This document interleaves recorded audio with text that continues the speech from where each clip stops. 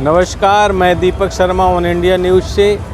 आज जहां मध्य प्रदेश चुनाव को लेकर मतगणना पूरे प्रदेश में संपन्न हुई, वहीं सतना जिले से 5 विधानसभा क्षेत्र से बीजेपी की जीत हुई। वहीं 2 विधानसभा क्षेत्र सतना और अमरपाटन से कांग्रेस की जीत हुई, जहां कांग्रेस प्रत्याशियों ने जनता का आशीर्वाद कहा कि यह हमें जनता ने आशीर्वाद दिया। जहां हमारी जीत हुई, वहीं बीजेपी के कैंडिडेटों ने भी जनता पर पूरा दारोमदार बताया। और जहां प्रदेश में बीजेपी की सरकार बहुमत से बनी है, वहीं अन्य राज्यों में भी बीजेपी बहुमत से सरकार बनाई है। और हम बारी बारी से सभी प्रत्याशियों के आपसे बात कराएंगे और जानेंगे कैसे जीत हुई, किसकी कहां से किस हिसाब से जीत हुई, वे खुद अपनी जीत की बात बताएंगे। वन इंडिया न्यूज़ से दीपक शर्मा। असर है, मोदी जी अपनी बहनों के बिना अधूरे हैं और हम जैसी बहनें ऐसे यशस्वी प्रधानमंत्री के साथ के बिना अधूरे हैं। तो मुझे ऐसा लगता है कि आदरणीय प्रधानमंत्री जी ने जिस कड़ी की शुरुआत की कि हमारे बहनों को आरक्षण मिले, हमारी बहनें संवैधानिक व्यवस्था में आए, हमारे आदरणीय प्रधानमंत्री जी की जो विकासवादी सोच है अपने राष्ट्र के लिए, अपने देश के लिए, एक तो वो बहुत विशेष प्रभाव रखता है।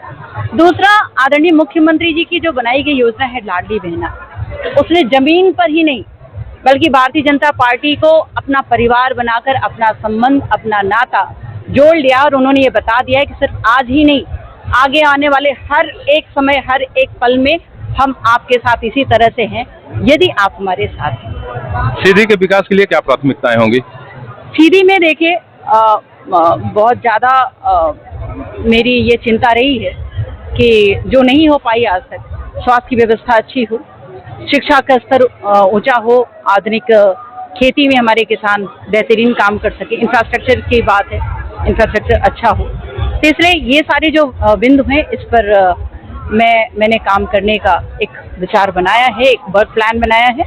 और आप सबके सहयोग की ज़रूरत है, सीधी जिले की जनता जनार्दन के सहयोग की ज़रूरत है, क्योंकि अकेला चुनाव बाहर नहीं पड़ सकता है। इस चुनाव में चुनौतियों का भी सामना करना पड़ा। जो आपके पार्टी के विधायक थे वो बागी हुए और आपके खिलाफ निर्दलीय चुनाव लड़े।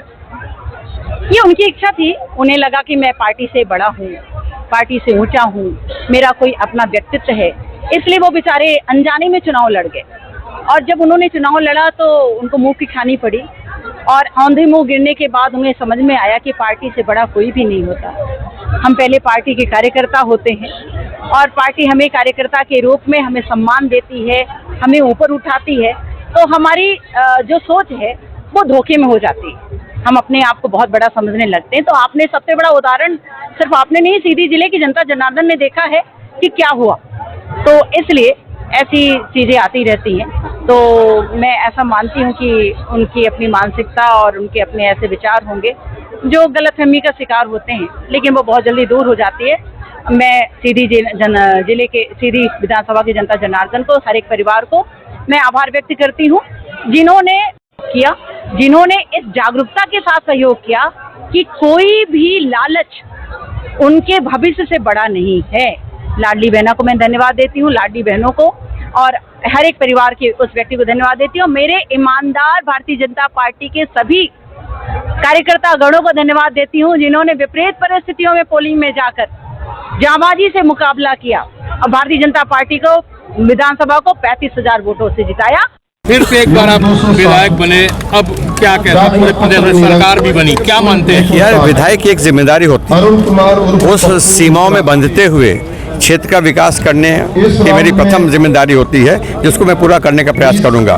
पहले विधानसभा क्षेत्र, उसके बाद जिला के बाद फिर प्रदेश की जो आवश्यकता होगी उसमें मैं सहयोग करूंगा। फिर लगता है एक बार मंत्री पद के लिए अगर मंत्री बनाएंगे तो बनेंगे, अगर नहीं बनाएंगे तो नहीं बनेंगे। धन्यवाद। एक बड़ी जीत मैहर से क्या कहना चाहेंगे? ये जीत मैहर की जनता की है और ये जीत मैं मैहर की जनता को समर्पित करता हूँ। और भारतीय जनता पार्टी के शीर्ष नेतृत्व, मध्य प्रदेश के नेतृत्व बहुत बहुत धन्यवाद और आभार व्यक्त करना चाहता हूँ कि विश्व की सबसे बड़ी पार्टी भारतीय जनता पार्टी, उसका जो मेरे को प्रत्याशी बनाया, जो उसको उस युग मेरे को समझा, तो मैं उनको बहुत बहुत आभार व्यक्त करना चाहता हूँ। अब आगे क्या? अब सरकार भी बन गई आपकी, अब जो वादे थे उनको पूरा करने अब देखिए, जो वादे थे उसको पूरा इसलिए अपने को करना है कि मैहर जिला भी बन गया है, माँ शारदा लोक भी बन गया है। तो जितने हमारे ज्येष्ठ कार्यकर्ता है भारतीय जनता पार्टी के सीनियर लीडर, उनके साथ बैठ करके एक खाका तैयार करेंगे और उसके आधार पर फिर मैहर के विकास की रूपरेखा तैयार।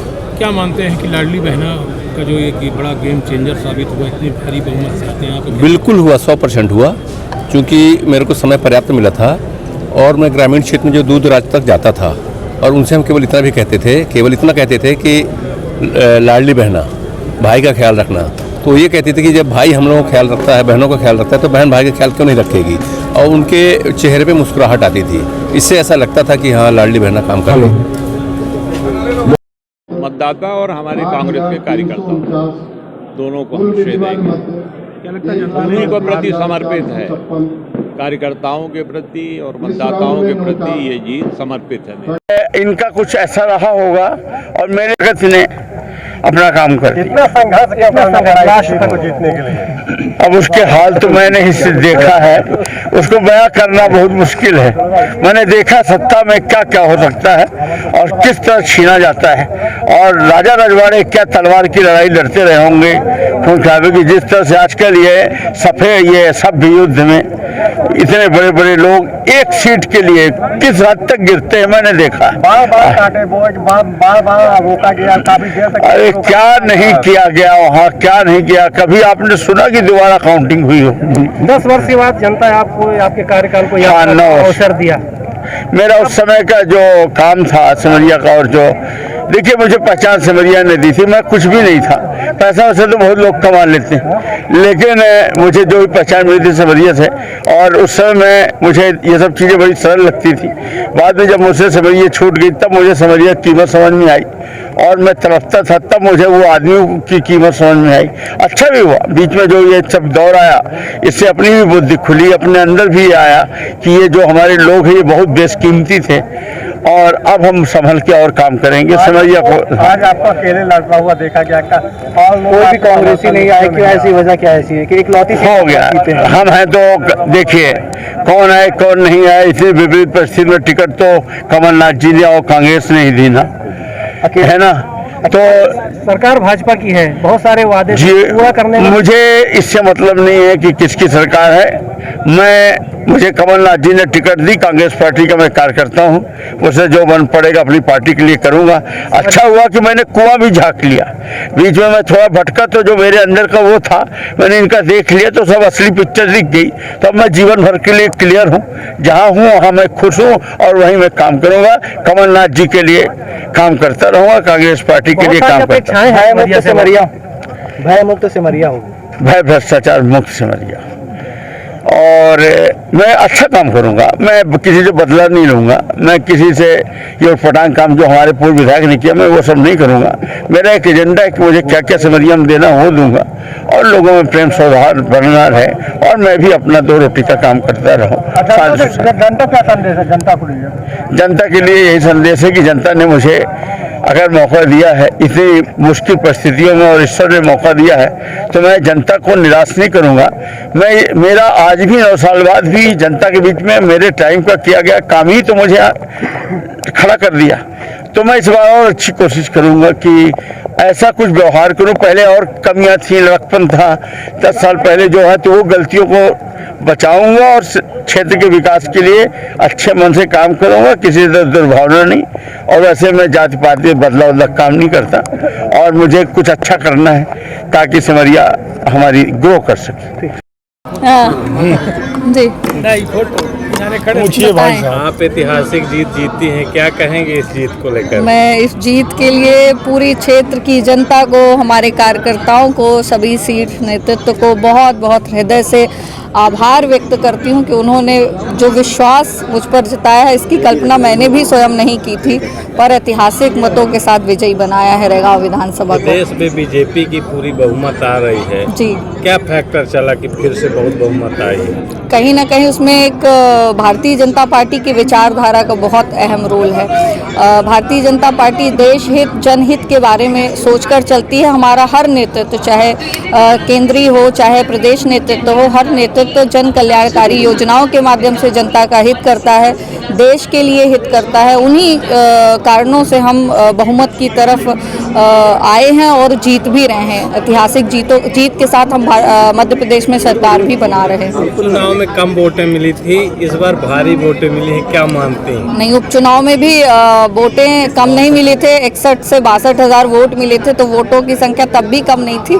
लेकिन हाँ, उस समय थोड़ा सा जनता के बीच मेरा परिचय और जाना और बातचीत नहीं हो पाई थी, जिसको उपचुनाव हारने के बाद निरंतर मैंने जनसंपर्क किया और आज उसी का परिणाम है कि जनता ने अभूतपूर्व स्नेह देते हुए एक ऐतिहासिक जीत दी है। आपकी सर्वाधिक जीत मानी जा रही है। जी जी, क्या कहेंगे इसमें बहनों को, कार्यकर्ताओं को, क्या कहेंगे? सभी को, हमारी बहनों को, हमारे भाइयों को, हमारे कार्यकर्ताओं को, सभी को धन्यवाद देती हूँ कि उनके इन प्रयासों से, उनकी मेहनत से आज हम ऐतिहासिक जीत के साथ विंध्य को जीत रहे हैं। आपके कार्यकर्ता चर्चा कर रहे हैं कि शायद प्रतिमा जी को मंत्रिमंडल में शामिल किया जाए, क्या लगता है? अब ये कार्यकर्ता है, उनका स्नेह है, वो तो चाहेंगे ही कि उनका नेता आगे बढ़े और ऊंचाइयों तक जाए, तो उसमें उनका स्नेह है। और आगे का मैं नहीं जानती हूँ क्या निर्णय होगा, लेकिन जो भी निर्णय होगा स्वीकार होगा। परिचय। मैं प्रतिमा बागरी, रहगांव विधानसभा प्रत्याशी। अब तो जीत चुकी हैं बीजेपी से। उसका प्रमाण पत्र लेना बाकी है, प्रमाण पत्र ले लूँ फिर अपने आप को दे दिया है। कमलनाथ जी और दिग्विजय सिंह जी के झूठ को जनता ने एक्सपोज कर दिया है। गंदी राजनीति मध्य प्रदेश में नहीं चलेगी, ये मध्य प्रदेश की जनता ने साबित किया। सरकार भी आपके पक्ष में और जनादेश भी आपके पक्ष में, क्या मानते हैं किसको ये वो देंगे, श्रेय देंगे? पूरा श्रेय मोदी जी और शिवराज सिंह चौहान जी को जाता है। दिग्विजय सिंह ने काफी कुछ तीखी टिप्पणी की थी जब आपने भाजपा ज्वाइन की, क्या बोलेंगे आप? अब तो दिग्विजय सिंह जी की उम्र हो गई है, बड़े बूढ़े कुछ बोलते हैं तो उसको बुरा नहीं मानना चाहिए। वोट प्रतिशत बढ़ा था सर, क्या मानते हैं? लाडली बहनों का आशीर्वाद है? बिल्कुल है। जैसे कि हमारे मुख्यमंत्री माननीय शिवराज सिंह चौहान जी ने कहा कि लाडली बहनों ने सारे कांटे निकाल दिए, और मैं पूरी दुनिया में भारतीय जनता पार्टी जितना विमेंस वेलफेयर के लिए काम कर रही है, पूरी दुनिया में, भारत में नहीं पूरी दुनिया में, इतना काम मानव इतिहास में कभी महिलाओं के लिए नहीं हो रहा है, और उसका रिजल्ट आपके सामने। अब जीत के बाद क्या काम होगा? जनता का मुझे आशीर्वाद अगर मिलता है तो जो जन कल्याणी योजनाएं हमारे यशस्वी विधायक आदरणीय श्यामलाल द्विवेदी जी ने जो काम किए हैं, आदरणीय स्वर्गीय श्रद्धेय रमाकांत तिवारी जी ने जो काम किए हैं, उनको हम लोग आगे ले जाने का अथक प्रयास करेंगे।